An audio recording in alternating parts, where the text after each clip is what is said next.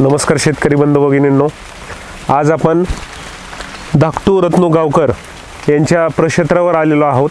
सर्वसाधारण जिल्हा वार्षिक योजनेमधून जे जलकुंड घेतलेला आहे ते जलकुंडाचा जो लाभ घेतलेला आहे त्या लाभ दिलेला आहे या ठिकाणी आपण उपस्थित राहिलेलो आहे। सर्वसाधारण जिल्हा वार्षिक योजनेअंतर्गत एक जलकुंड म्हणून योजना आपण 24-25 मध्ये आपल्याकडे कृषी विभागामार्फत राबवण्यात आली होती। या कोकणामध्ये जर बघितलं तर पावसाच्या कालखंडामध्ये खूप मोठ्या प्रमाणात पाऊस पडतो, परंतु जानेवारीपासून जर बघितलं तर एक पाण्याचं जे आहे दुर्भिक्ष जे आहे ते या ठिकाणी निर्माण होतं। या ठिकाणची काजूची बाग असेल किंवा आंब्याची बाग असेल तर त्यांना जे आहे संरक्षित सिंचन जे आहे ते संरक्षित सिंचनाची जी सुविधा जी आहे ती उपलब्ध व्हावी याकरिता आपल्याला जलकुंड जे आहे ते योजनेची जी आहे ती 24-25 मध्ये लाभ देण्यात आलेला आहे। जलकुंड जर बघितलं तर याच्यामध्ये 52,000 लिटर पाणी उपलब्ध होतं। याच्यामुळे निश्चितच जे काजू असेल किंवा आंबा असेल यांना संरक्षित पाणी उपलब्ध होतं।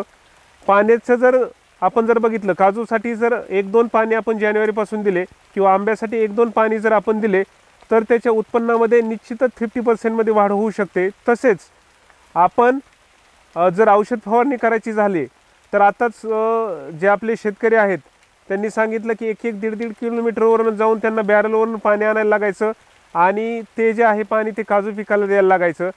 तसेच आंबा पिकावर फवारणी करायची झाली किंवा काजू पिकावर फवारणी झाली तर त्याकरिता खूप लांबून पाणी आणायला लागायचं। तर जलकुंडाचा उद्देश हेच आहे की संरक्षित सिंचनामधनं जे पाणी उपलब्ध होईल ते शेतकऱ्यांना सिंचनासाठी असेल किंवा फवारणीसाठी त्याचा उपयोग होईल आणि निश्चितच त्यांना याचा फायदा झालेला आहे। आपण बघू शकता की 2020 मध्ये दिलेली एक MRGS अंतर्गत जी काजूची बाग आहे एक अतिशय सुंदरपणे त्यांनी आणलेली आहे आणि निश्चितच त्यांनी आता एक निश्चय केलेला आहे की आज जे उत्पन्न मिळालेलं आहे त्यांच्याशी संवाद साधला असता एक 63,000 रुपयाचं त्यांना उत्पन्न मिळालेलं आहे। तर त्यांनी असा निश्चय केला की आता पुढच्या वर्षी या आपण जलकुंड जे दिलेलं आहे याच्यातून पाण्याचा वापर करून 1 ते 1.5 लाखापर्यंत ते उत्पन्न घेणार आहे। आमचा जे कृषी विभागाचा मेन उद्देश जो आहे की शेतकऱ्यांच्या ज्या उत्पन्नामध्ये वाढ घडवून आणणे हा उत्पन्न नक्कीच या जलकुंडामध्ये साध्य झालेला दिसतो। तसेच चिपळूण तालुक्यामध्ये एक 60 जलकुंड जे आहेत ते निर्मित झालेले आहे। या जलकुंड जर बघायला गेलं तर याच्यामध्ये 4,000 रुपये जे आहेत ते खुदाईसाठी आहेत आणि 12,000 रुपये जे आहेत ते आस्तरीकरणासाठी आहेत। टोटल असं जर बघायला गेलं तर एक 10 लाख रुपये जे आहे ते चिपळूणमध्ये खर्च झालेले आहेत आणि याचा निश्चितच चिपळूण तालुक्याचे जे सर्व शेतकरी आहेत त्यांना निश्चितच पुढचा जो उन्हाळ्याचा जो हंगाम आहे त्याच्यामध्ये फायदा होईल आणि उत्पन्नामध्ये वाढ घडून येईल आणि याचं सर्व जे आहेत सर्व शेतकरी बंधूंनी लाभ घ्यावा ही सर्व या ठिकाणी आवाहन करतो आणि थांबतो।